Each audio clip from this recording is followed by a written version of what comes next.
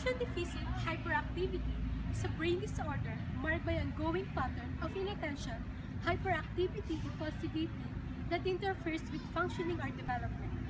Inattention means a person wanders off task, lacks persistence, has difficulty sustaining focus, and disorganized, and problems are due to deficiency of comprehension. Hyperactivity means a person seems to move about constantly, including in situations in which is not appropriate, excessively fidgets, taps, or talks. In adults, it may be extreme restlessness, wearing others, and with constant activity.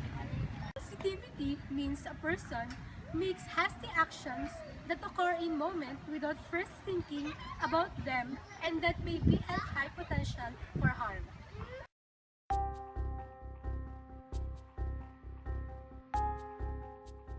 Signs and symptoms of ADHD, inattention, hyperactivity, impulsivity are the key behaviors of ADHD. Inattention people with symptoms of inattention may often overlook and miss details, make careless mistakes in schoolwork, have problems sustaining attention in tasks or play, and can be easily distracted by unrelated thoughts or stimuli.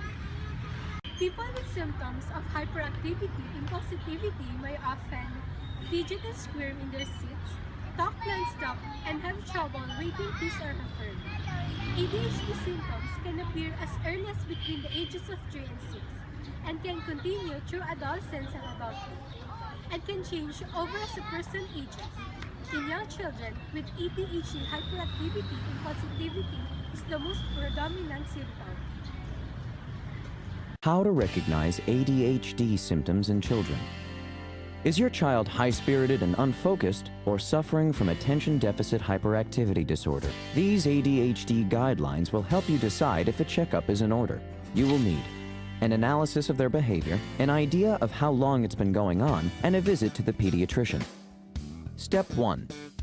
Note their capacity for concentrating. Most young children have short attention spans, but those with ADHD don't seem to be listening even when they're spoken to. They frequently lose things, have difficulty following instructions, and often make careless mistakes.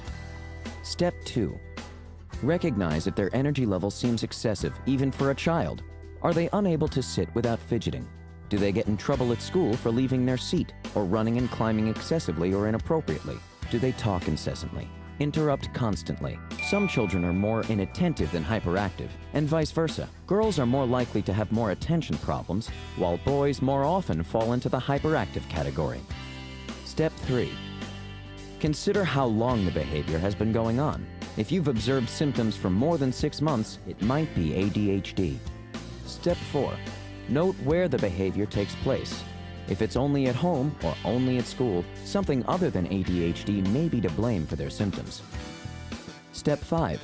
Gauge the seriousness of the problem. Children with ADHD are regularly disruptive at school and at home. Their behavior causes problems in their relationships with both adults and other children. Step 6. If you recognize any of these symptoms in your child, take them to your pediatrician. It's important that they have a medical checkup to rule out other causes for their behavior before ADHD is diagnosed. Did you know children whose mothers had smoked while pregnant were more than twice as likely to have ADHD as children whose mothers did not smoke?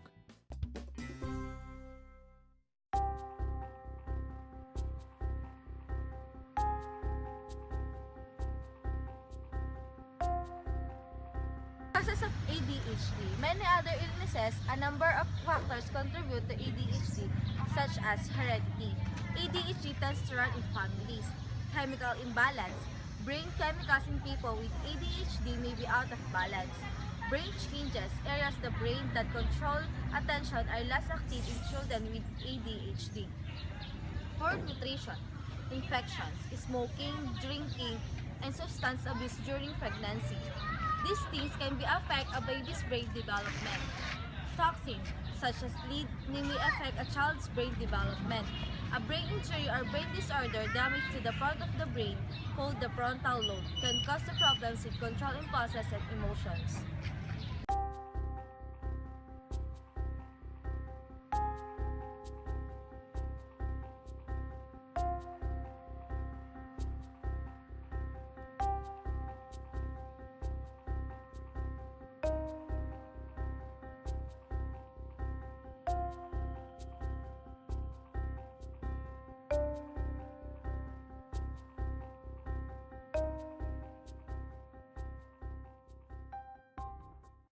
Treatment for ADHD.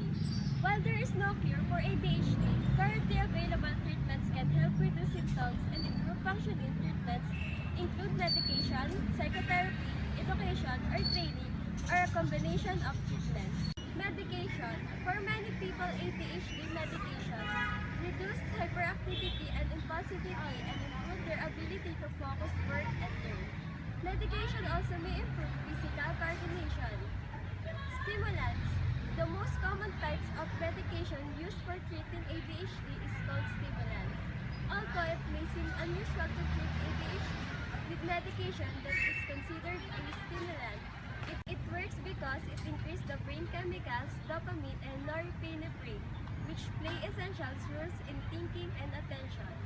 Non-stimulants. A few other ADHD medications take longer to start working than stimulants, but can also improve focus, attention, and impulsivity in attention with ADHD.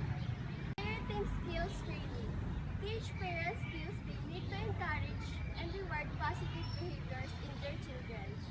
It helps parents how to use a system of reward and consequences to change a child's behavior. Stress management techniques can be benefit parents of children with ADHD by increasing their ability to deal with frustration so that they can respond calmly to their child's behavior.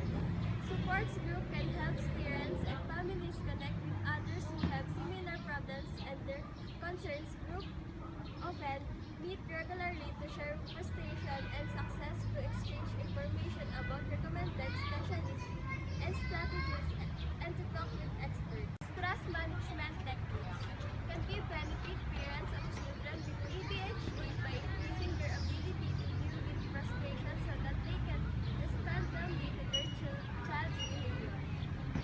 Supports group can help parents and families connect with others who have similar problems and concerns. Groups often meet regularly to share frustration and success, to exchange information about recommended specialists and strategies, to talk with experts. To help kids stay organized. Keeping a routine and schedule. Organizing everyday items. Using homework and notebooks organizers. Being clear and consistent. Children with ADHD need consistent rules they can understand and follow. And lastly, giving a praise or reward when rules are followed.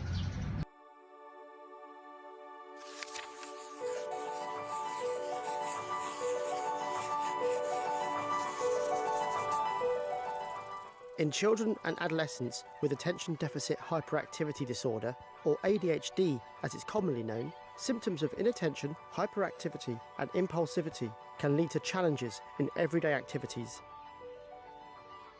Since the profile of symptoms can vary, it is important for treatment to meet the needs of each individual. In addition to psychosocial approaches, medication may be required.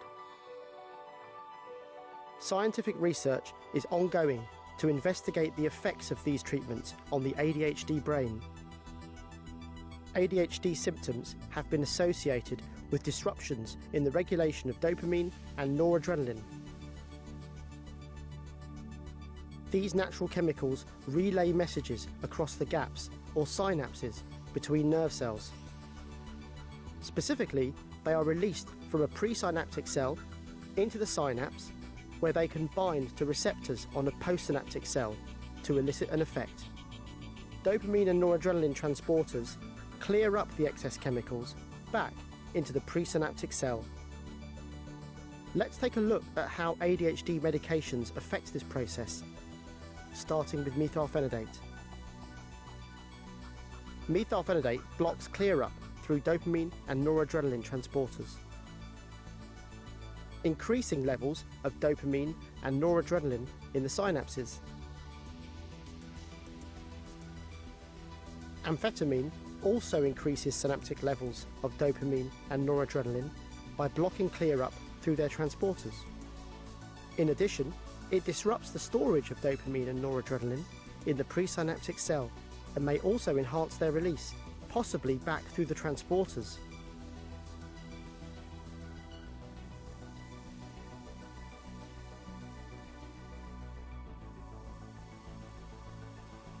Atomoxetine is thought to selectively block the noradrenaline transporter. However, this still leads to increased synaptic levels of both noradrenaline and dopamine in some parts of the brain, because the noradrenaline transporter can clear up both chemicals. Finally, in contrast to the presynaptic effects of other medications, guanfacine mimics noradrenaline, activating alpha-2A receptors on the postsynaptic cell. This may increase or decrease postsynaptic signaling, depending on the context. Overall, guanfacine is thought to fine-tune signaling in the prefrontal cortex and basal ganglia. At a broader level, some ADHD medications and psychosocial treatments have been associated with changes in overall brain structure and functioning, including trends towards normalization. As with all medications, those for ADHD may be associated with side effects. It is important that medication is used as directed by a physician with a clear plan for the monitoring and management of side effects. Treatment of ADHD can help to control core symptoms. This may result in improvements in quality of life, social skills, self-esteem, and in some cases, academic performance. Understanding the ways different treatments work and why outcomes vary between individuals may help improve treatment options to better support all individuals with ADHD.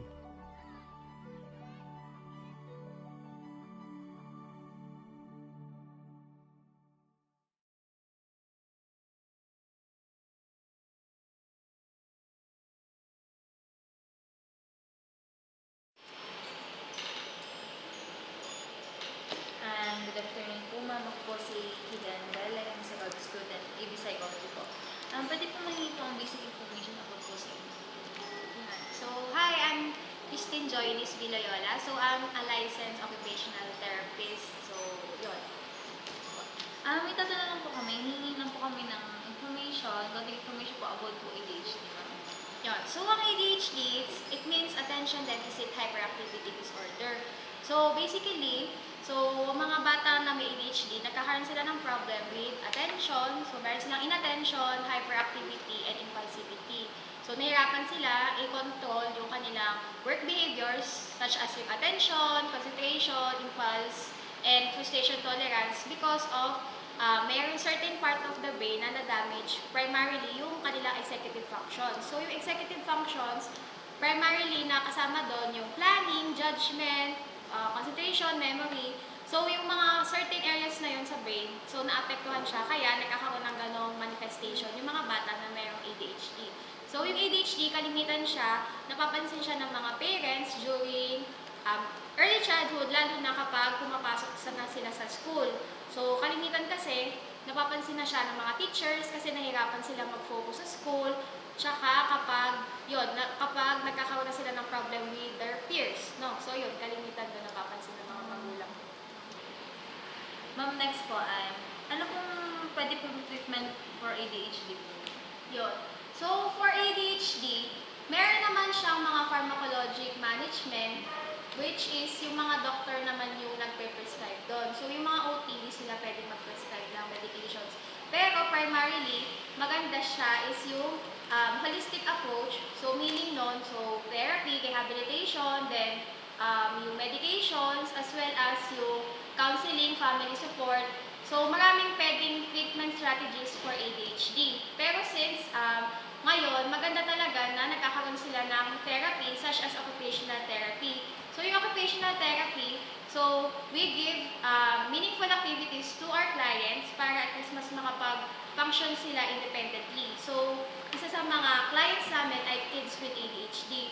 So nagbibigay kami ng mga activities for them to improve their work behaviors. Yun nga, yung mga nabanggit ko na nahihirapan sila, kagaya ng attention, concentration, impulse control, and frustration tolerance. So marami kami nabibigay na activities para at least mas mag-improve sila with their daily functioning, lalo na sa school. So sa iba't ibang settings, primarily sa school, kasi yun nga, nahihirapan sila lagi sa kalimitan, yun yung laging complaints ng mga parents nila, nahihirapan sila sa functioning nila sa school.